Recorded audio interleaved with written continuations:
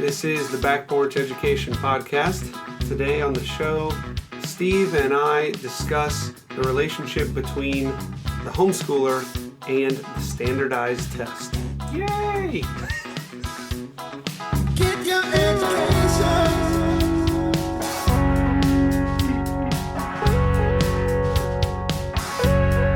Backporch education. Good evening, good morning, good afternoon. You like fables, Steve? Sure. Okay, very good. What's the moral of that question? That's very good. Yes. Okay. So fables historically have a moral, right? Oh man, I'm so tempted to spin off into how moralizing by putting a moral on a fable, you kill the fable. But let's just say Let's just leave that to right. Let's just okay. It's good. Anyway, Mr. Rogers covered that well. Right. It became a practice for people to put a moral on the end of a fable, and when they were writing their fables in Latin, what they would do is write haec fabula docet. That is, this fable teaches. Right. Okay. Well, Frost wrote a poem entitled Haec Fabula Docet. Okay, now you're scaring me. Well, you no doubt know what's coming.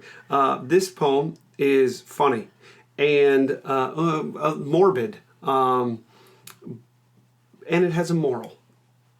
It's like Batman.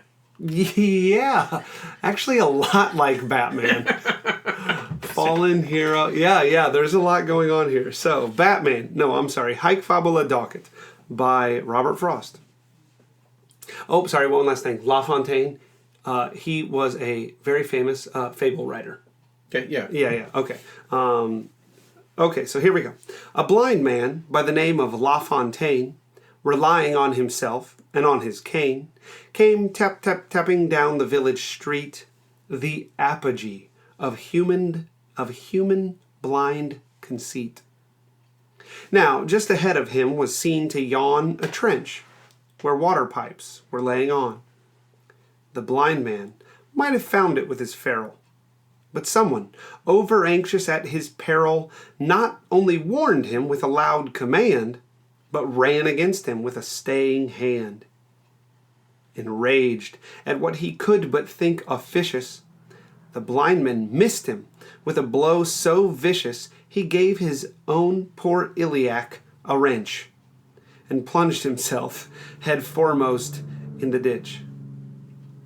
trench, where with a glee, no less for being grim, the workmen all turned to and buried him. The moral is, it hardly need be shown, all those who try to go it sole alone, too proud to be beholden for relief, are absolutely sure to come to grief. I was getting excited when he was swinging that cane around. I thought this was going to turn out well, but... Not for La Fontaine. Poor fella. Yeah. Those who go it sole alone are absolutely sure to come to grief. So who should help them? How about somebody who offers a standardized test? Just fill out this form, sir. We will make sure your life is a... Right. I guess I start with that, well, because it's Frost and because I know it and because this is the Backporch Education Podcast. But I think it's relevant to this conversation because I'm not a big fan of the standardized test in the life of the homeschooler. But I want to start with something like that to say it's not from a place of pride, or if it is from a place of pride, then I'm wrong, right? Pride shouldn't be the reason, or at least the only reason, why we don't interact with the standardized tests all that much. I guess it's a way of trying to keep myself honest. Yeah, right? Yeah. I think I almost come into the conversation with the phrase necessary evil. Right. I don't think standardized testing, while it probably is to some extent standardized, Yeah. I don't think it matches up with what I mean when I use the word testing. Okay. And it's invariable on this podcast that we come back to the purpose of education. Yes. Why are you doing it? If it is to cultivate wisdom and virtue, Yes. standardized testing is not measuring much of what you're trying to do. Right.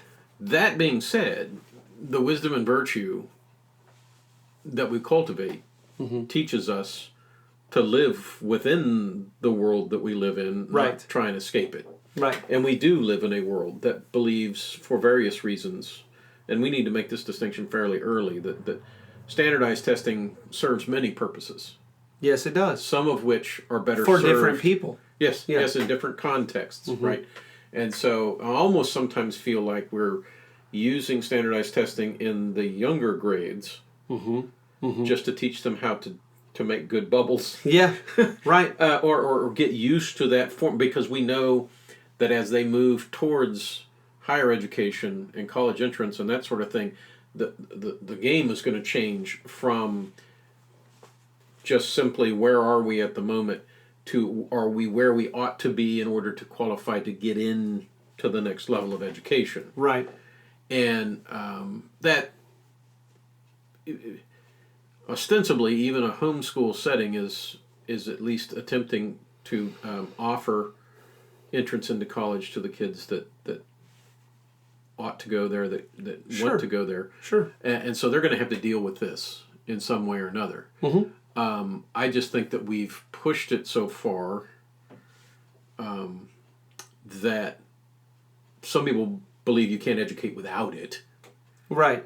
Or that you may or may not be educating, but we won't know until the results come in. Right. Right.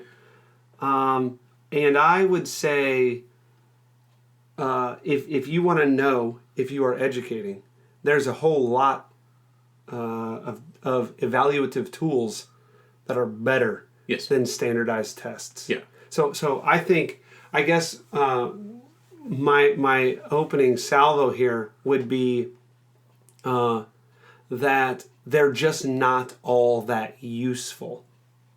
Now, like you said, the wisdom and virtue that we cultivate is ultimately probably going to end up pointing towards something like, hey kid, listen, figure out how to take this thing, and you might make more money doing that than you do in 4 summers of working at some job. Yeah, right? right. In terms of money off of tuition because of scholarships and whatnot.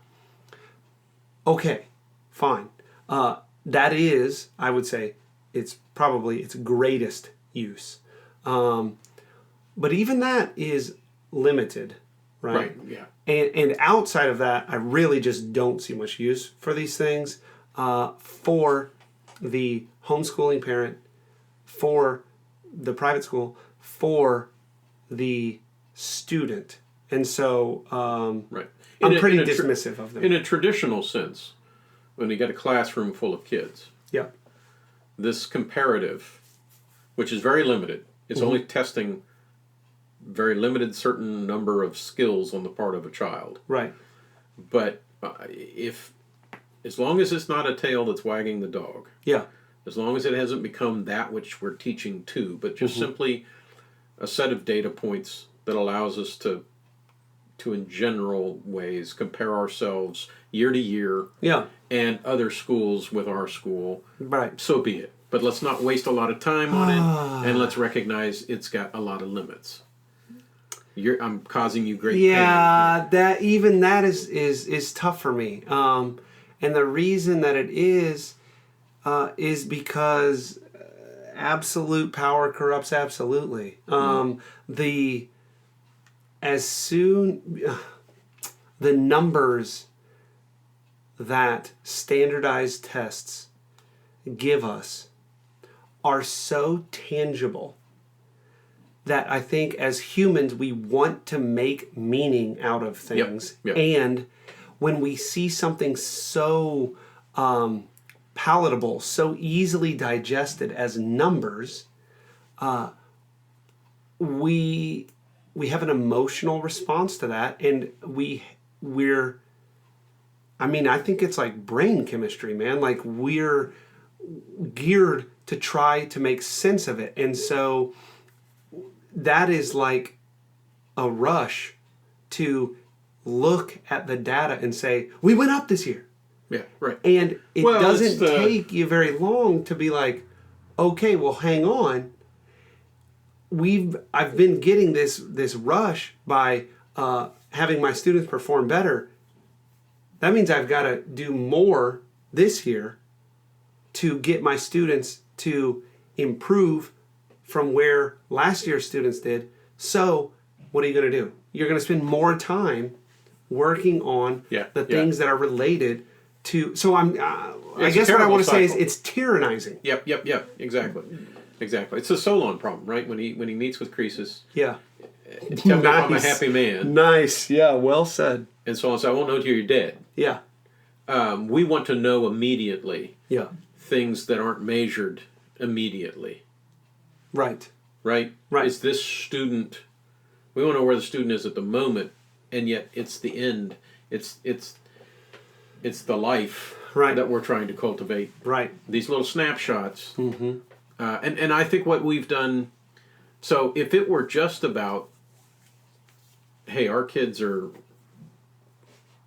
pretty bad at reading, and it bears out because of how they did on this test that other people did better on. We need to look at our reading and try and improve. If it were that, if it was just sort of a thermometer, I would get it. But it isn't that. No. Because of what you just described, right? It becomes almost the end all. Yeah, it might start as that, but it won't remain that. Right, and so then you have money tied to it. Yeah, sure. And and then you have more money tied to it. That conundrum that people voice all the time. More and more money being poured into education, and yet teachers are still. They're not seeing this directly. Right. This is at least part of that explanation. Yeah. That when you say, look, you're especially in the government schools, we're going to tie money up in this. Yeah. If your test scores don't go up, neither does your allowance. Right. Well, I'm sorry, but we're going to start now. There isn't a standardized test. There's a number of them, and so we're going to shop around till we get one that we perform the best on. Yep. And then we're going to have to purchase that, and then we're going to have to get the materials that help us prepare students for that. Right. And that's probably going to involve reframing or additional spending on our textbooks. Right. And then there's the consultant fees that we're going to pay. Bring people in. And before you know it, we're spending all kinds of money on things that aren't really education. They're intended to be measurement, and you and I are arguing about whether they are or not. But again, this is all in a traditional school setting. What does this have to do with homeschooling? Okay. So, I agree with your assertion that at some point the game must be played. If especially if college is probably will be played. Yeah. And we know that there are colleges now resisting it. Yes, praise God. Come on, more people, let's go. But in the meantime, yep. Right, most colleges want you to have ACT or SAT scores or both. And, I'll gladly let you talk to it. You tutor folks in the game. Yeah. You're a college entrance test coach. Yeah. Who did wonderful things with my own son trying to get his scores up. Thank you. So, speak to that a little bit. Okay, so look, the test is not hard to deconstruct. Well, pretty much. Especially if you know somebody like me who has already figured it out, then you can just pay me and I'll teach you how to do it, right? I don't teach much content at all, hardly ever. Mostly what I teach is how to break apart the test. Strategy. Strategy. How you, the reason that I can't do it on some sort of like YouTube or something is because the student has to see how he or she works with that particular test. So where are your particular strengths, and how, I mean, we get this sort of thing in team sports all the time, right? Are you a defender, or are you a striker, or are you a goalie, right? Look at you, look at your skills, then find where you fit and succeed. Right.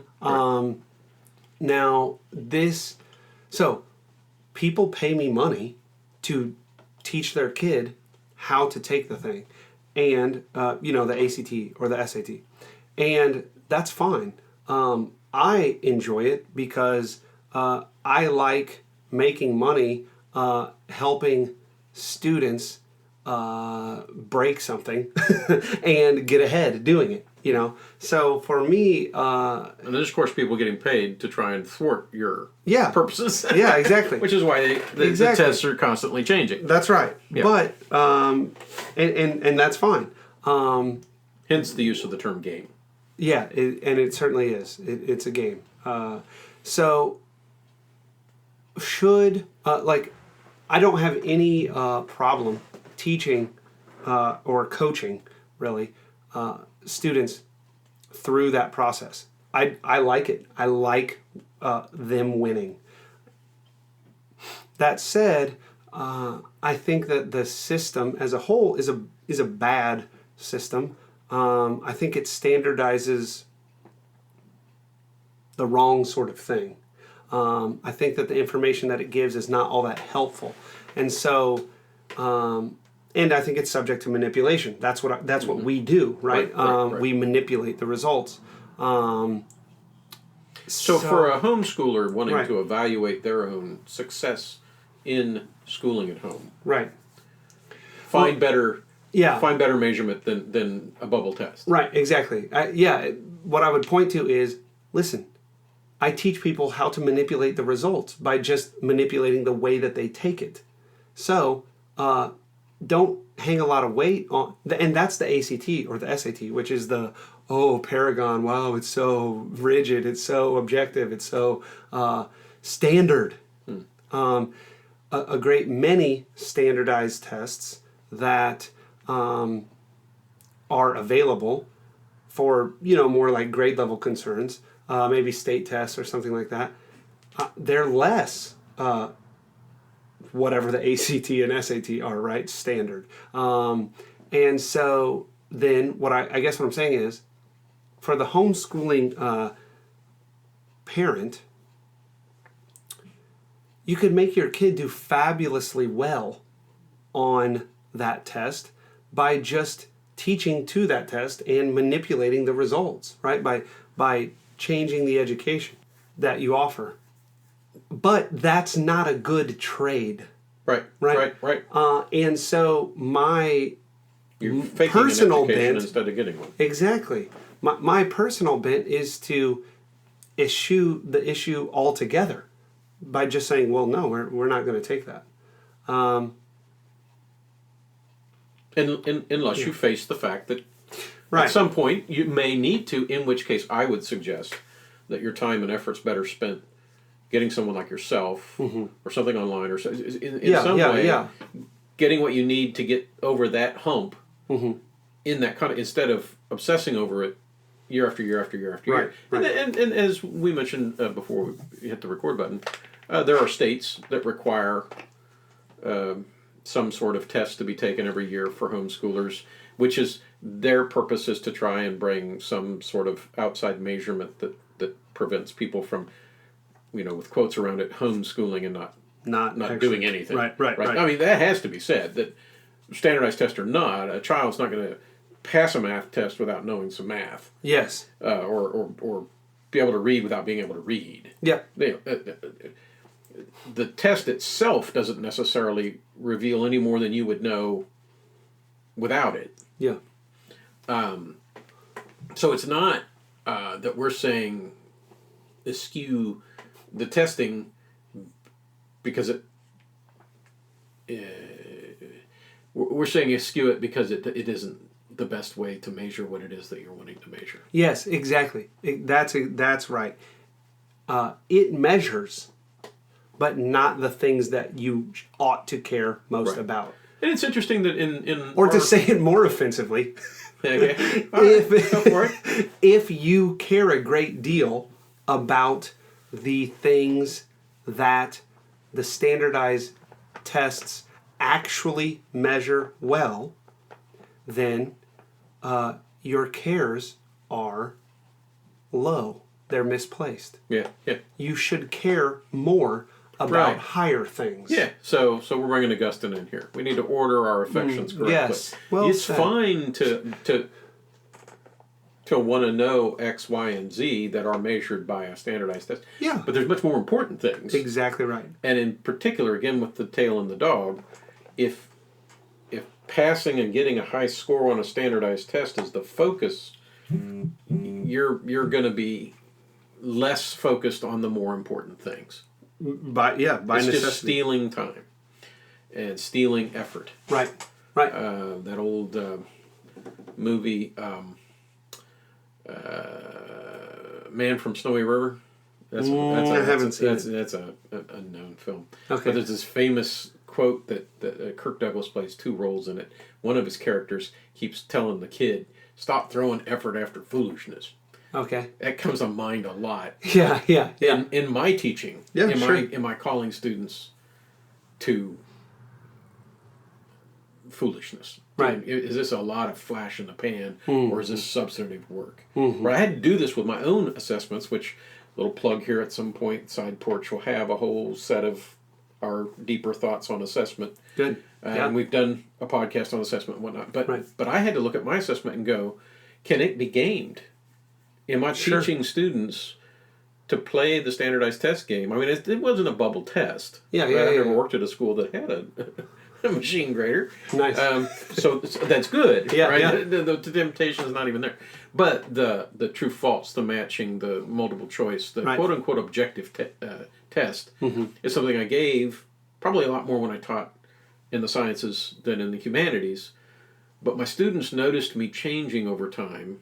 Okay. And the questions were, Mr. Elliott, why are you moving towards these, written answers and essays and things like this much harder? Mm-hmm. And I said, exactly. I know if you know it or not, rather than did you guess well. Right. I'm not trying to teach them how to guess well, Exactly. right? So I guess where we go from here is I don't know if I can say that homeschoolers should just resist standardized testing in total, Mm-hmm. but I think knowing it's coming, don't they have to prepare their children by at least exposing them to some of this, or am I just crazy for thinking That's an art that line of thinking exists in the world. I am not persuaded by it. so? Okay. Okay. I tried to be delicate there.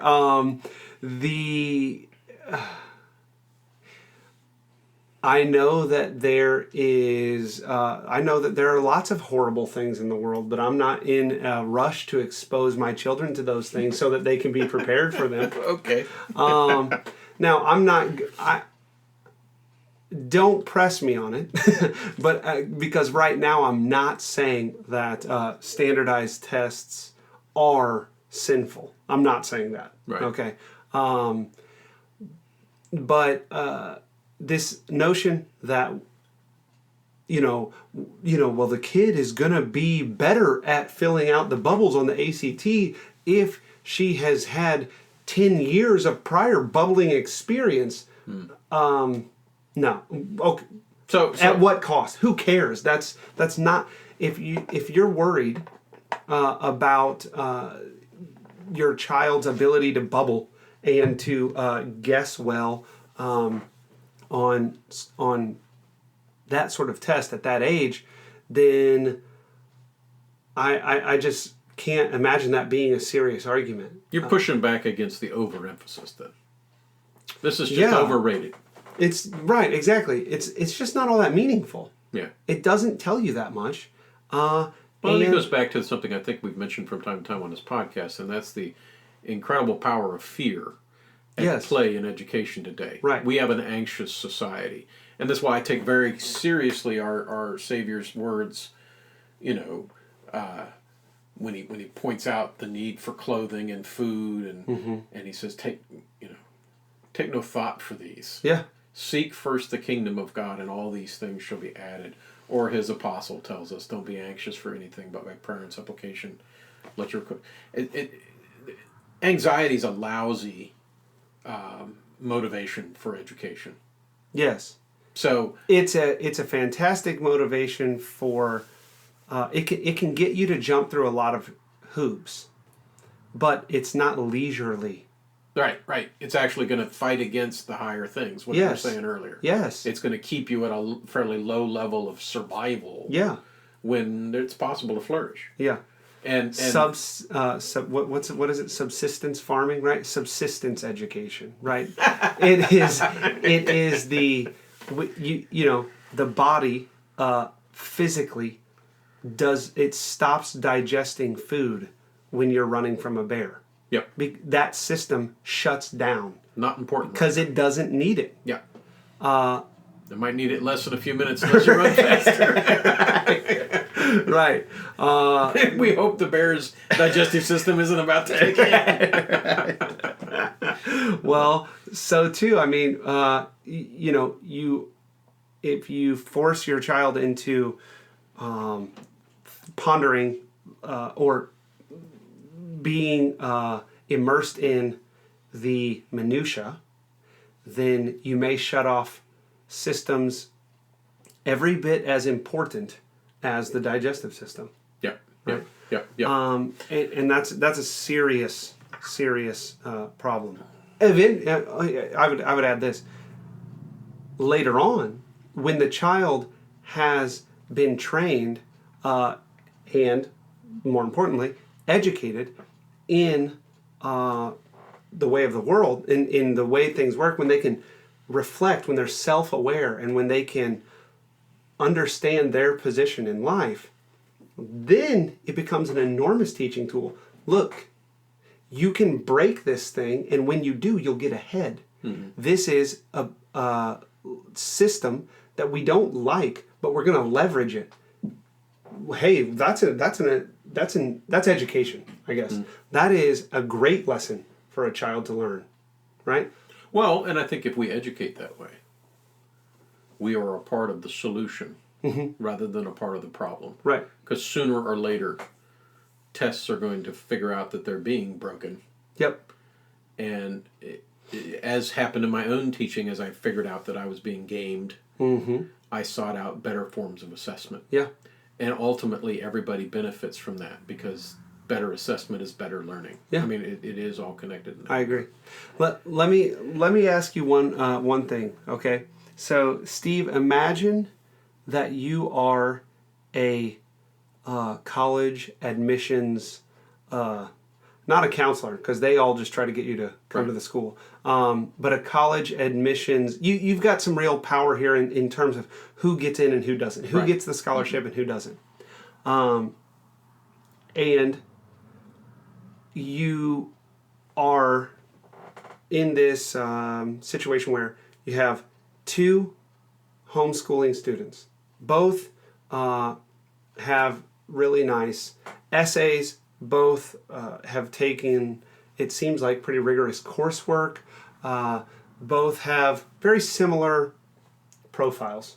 Okay, the one has taken the ACT a few times and has improved each time and has a really great score. I mean, awesome. Like, it's out of 36, let's say 34. Okay. Really, really great. Scholarship worthy. Yes. Oh, absolutely. And then some. The other has not taken the ACT and instead has submitted an essay that says, I am not going to take that test. I made that decision not to take it. Here's why. And I would still like you to consider me for this scholarship. I'm not going to ask you to choose which student you would give the scholarship to, because you haven't read that essay and you haven't actually looked at these profiles. But, isn't that interesting? Like, would you consider that? How would you weight that move? Yeah. Well, I think this is, remember one of our earliest podcasts was on the farm versus factory model. Yeah. So if my mode is cranking them through, I've got 1.5 million applications. Exactly. I'm busy. Oh, they didn't take their SAT. Yeah, you're never even going to see that one. Right. If there is a place, if there's a scope of purview that allows for thoughtful contemplation of candidates. Yeah. And there would have to be some contemplation, I would think, depending on the size of the size of the thing. Yeah. That we got two pretty even candidates here. Both look good on paper. One has jumped through the hoops, and the other one has explained why they haven't. I mean, if that essay isn't there explaining it, right, then it just looks like they didn't want to, or they didn't want to submit what they did. Exactly. It was terrible.